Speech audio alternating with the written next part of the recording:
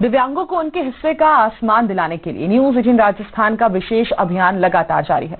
इसी अभियान के तहत आज हम आपको लेकर चलते हैं बीकानेर, जहां मुश्किलों को मात देकर एक बेटी ने न सिर्फ अपने सपनों को जिंदा रखा बल्कि उन्हें हकीकत में बदलने का हौसला भी दिखाया। ये कहानी है येशु स्वामी की, जिन्होंने आंखों की रोशनी खोने के बावजूद जिंदगी से हार नहीं मानी और तैराकी जैसे चुनौतीपूर्ण खेल में अपनी पहचान बनाई। देखिए खास रिपोर्ट।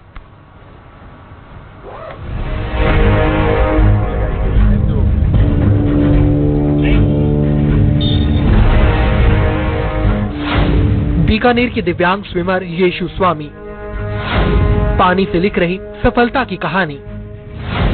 रोशनी गई पर हौसला नहीं हारा, अंधेरे में भी उसने खुद को संवारा।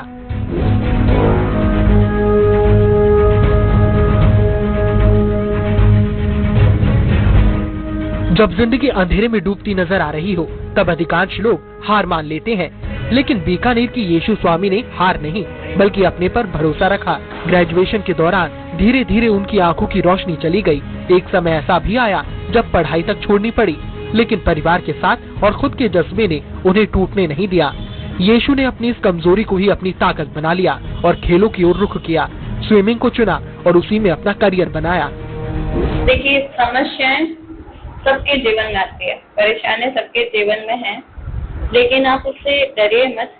जो भी हो आप बस करते रहिए और समस्या अपने आप ही खत्म हो जाएगी धीरे धीरे आप अगर करते रहेंगे तो। आज येशु कॉलेज, यूनिवर्सिटी, स्टेट और नेशनल स्तर पर 9 मेडल जीत चुकी हैं। इतना ही नहीं, उन्होंने पोस्ट ग्रेजुएशन पूरा किया और नेट JRF में भी क्वालिफाई किया। येशु का सपना है कि वो एक दिन देश के लिए ओलंपिक में हिस्सा लें और मेडल जीतकर भारत का नाम रोशन करें। उनका मानना है कि दिव्यांग खिलाड़ियों के लिए समाज को दया नहीं, सहयोग की जरूरत है। जो दिव्यांग लोग होते हैं उनकी तरफ से ये कहना चाहूंगी कि समाज के लोग सपोर्ट करें उनको। कभी भी ये दया भाव का भाव ना रखें कि आप उनको दया करें या उनको ऐसे देखें कि ये कुछ कर नहीं सकते। आप अगर उनको मोटिवेट करेंगे ना तो वो बहुत कुछ कर सकते हैं। तो समाज की तरफ से तो एक ही बात कहना चाहूंगी, आप उनका हमेशा सपोर्ट करें। अगर आप सपोर्ट नहीं कर पा रहे तो उनके लिए दया भी मत करिए, उनको हमेशा सपोर्ट करिए, उनके लिए अच्छा सोचिए। वहीं येशु के पिता सुरेंद्र स्वामी का कहना है कि उनकी बेटी ने अपनी मेहनत और लगन से ये मुकाम हासिल किया है। परिवार ने हमेशा उसका हौसला बढ़ाया और आज वही बेटी पूरे परिवार की ताकत बन गई है।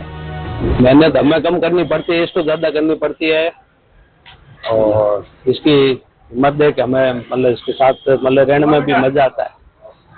ये जो कुछ भी कर रही है, जो स्विमिंग और कर रही है, तो मैं इसके साथ रहता हूँ तो मैं भी रहता हूँ, कभी मेरा बेटा आ जाता है और इसकी हिम्मत देख के हमें मतलब खुद को मतलब खुशी होती है।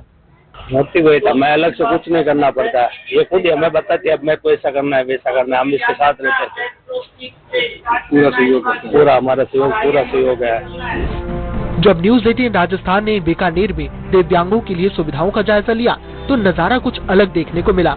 कलेक्ट्रेट में रैंप और लिफ्ट तो नजर आए, लेकिन उनकी उपयोगिता सीमित दिखी।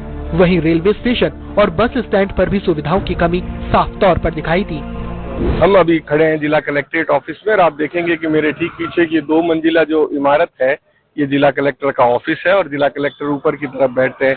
हालांकि यहाँ रैंप जरूर बनाया गया है क्योंकि बिल्डिंग के फ्रंट पर जो है काफी सारी सीढ़ियां हैं, इसलिए रैंप साइड से बनाया गया है जहाँ पे लिखा भी गया है कि निःशक्त जनों के लिए ये रैंप है। और दूसरी तरफ आप देखेंगे कि ये जो सामने की तरफ जो आपको ये गेट बंद जो दिखाई दे रहा है, ये एक लिफ्ट भी लगाई गई है जो दिव्यांग जनों के लिए बनाई गई है ताकि वो ऊपर तक आराम से कलेक्टर ऑफिस तक पहुंच सके। लेकिन इतना पीछे इस लिफ्ट को बनाया गया है कि जहां तक जो लोग हैं वो पहुंच ही नहीं पाते हैं, जिसकी वजह से यहाँ जो सुविधाएं उन्हें मिलनी चाहिए वो उन्हें नहीं मिल पाती है।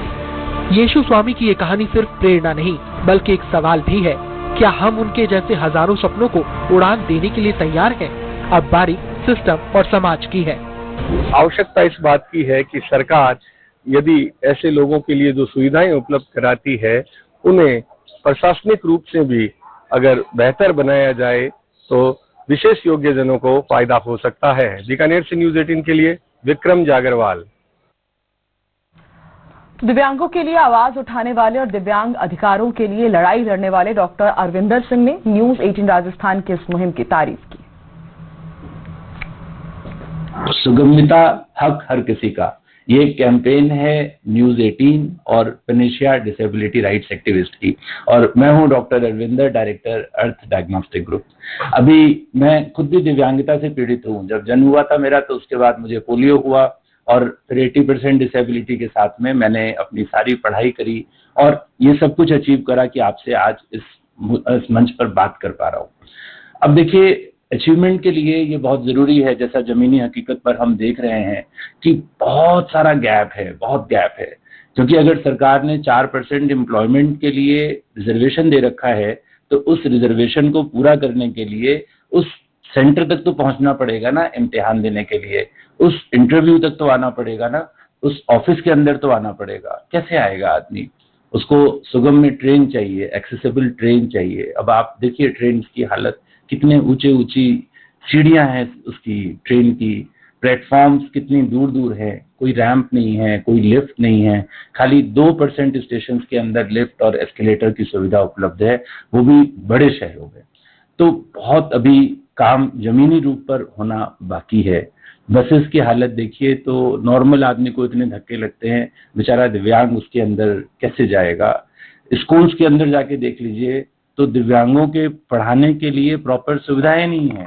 जो लैब्स हैं वो फर्स्ट फ्लोर सेकंड फ्लोर पर है, तो एक बच्चा जो 10th और 12th पढ़ना चाह रहा है तो वो एक्सपेरिमेंट करने के लिए, जो कि करिकुलम का पार्ट है, वो कैसे जाएगा सेकंड फ्लोर पर, फर्स्ट फ्लोर पर? तो उनके एडमिशंस को डिनाई कर दिया जाता है। तो ये जो राइट्स हैं, जो कि पार्लियामेंट के कानून के द्वारा बनाए गए rights of person with disability, और सुप्रीम कोर्ट के कम से कम 15-20 डिसीजन आ चुके हैं कि इन अधिकारों को दीजिए। तो आपसे कोई व्यक्ति दया नहीं मांगता है, अपना कानूनन अधिकार मांग रहा है। तो मैं रिक्वेस्ट करूंगा सरकारी अधिकारियों से, सरकार से और समस्त जनप्रतिनिधियों से और जनता से भी कि इस कानूनी अधिकार के लिए आप प्लीज उनको हेल्प कराएं, उनका कानूनी अधिकार उनको सम्मान पूर्वक दे, मांगने से ना दे।